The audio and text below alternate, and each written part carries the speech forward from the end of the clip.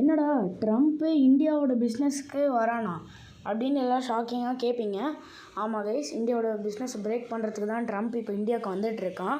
என்னென்னு பார்த்தீங்கன்னா, அவன் வந்து இப்போ இந்தியாவுக்கு வந்து ஒரு பொலிட்டீஷியனாக வராமல் ஒரு பிஸ்னஸ் மேனாக வந்துட்டுருக்கான். அவன் பிளான் இப்போ என்னென்னு பார்த்தீங்கன்னா, அவனோட ரியல் எஸ்டேட்டை பெருசாக்கி அவனோட அமெரிக்காவை வந்து இன்னும் கொஞ்சம் எக்ஸ்பேண்ட் பண்ணலான்னு இருக்கான், அதுவும் இந்தியா வழியாக.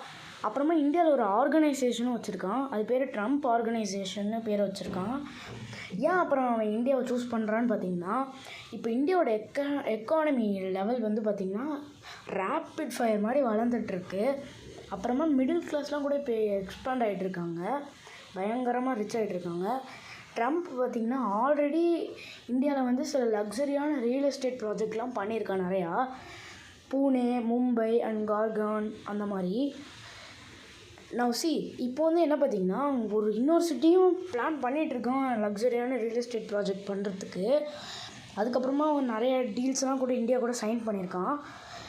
அப்புறமா இந்தியா மோடி கூட பயங்கர ஃப்ரெண்ட்ஷிப்போடு இருந்துடுறான். அதனாலேயே மோடி வந்து அவனை பயங்கரமாக மதிக்கிறாங்க. இப்போ வந்து அவங்க ஃப்ரெண்ட்ஷிப் வந்து பார்த்திங்கன்னா பயங்கரமாக உடஞ்சி போயிடுச்சு. அப்புறமா பார்த்திங்கன்னா அவன் இப்போ அஃபிஷியலாக ஆஃபீஸ்லாம் போடல. அவன் பார்த்திங்கன்னா அவன் மக்கள் வந்து ஏன் அவனை அவ்வளோ மதிக்கிறாங்கன்னா, அவன் வந்து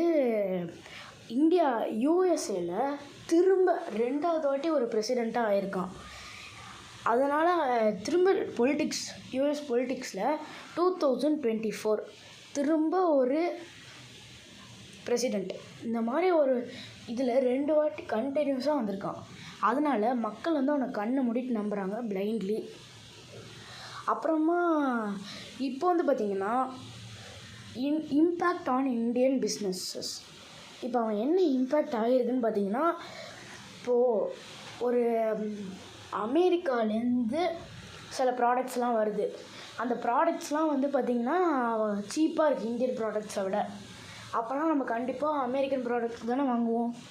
அதனால் பார்த்திங்கன்னா அமெரிக்கன்ஸ்க்கு வந்து இது எக்கானமி லெவல் வந்து பயங்கரமாக இன்க்ரீஸ் ஆகும், இந்தியாவோட எக்கானமி லெவல் பயங்கரமாக டிக்ரீஸ் ஆகும்.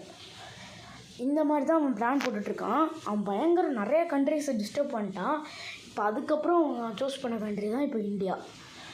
அந்த மாதிரி அவன் பயங்கரமாக real estate, hospitality, building, construction இந்த மாதிரி பல இதில் இன்க்ளூட் ஆகிருக்கான் இந்தியா கூட. அப்புறமா பார்த்திங்கன்னா அவன் பயங்கரமாக இந்தியா கூட டெவலப் ஆகிருக்கான். இப்போ பார்த்திங்கன்னா ஒரு புது குளோபல் இன்வெஸ்ட்மெண்ட்லேயும் இந்தியா இருக்கிறதுனால இந்தியா கூட ஃப்ரெண்ட்ஷிப் ஆகி மற்றதெல்லாம் உடைக்கலான்னு பிளான் பண்ணிகிட்ருக்கான். இதுதான் பார்த்திங்கன்னா அவன் பிளானு. இன்னும் 2 நாள் இதை பற்றி கொஞ்சம் இன்ஃபர்மேஷன் கிடைக்கும், அதை நான் கண்டிப்பாக உங்கள்கிட்ட ஷேர் பண்ணுறேன்.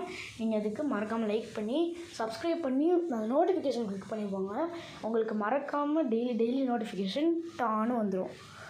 Okay guys, tata bye, see you.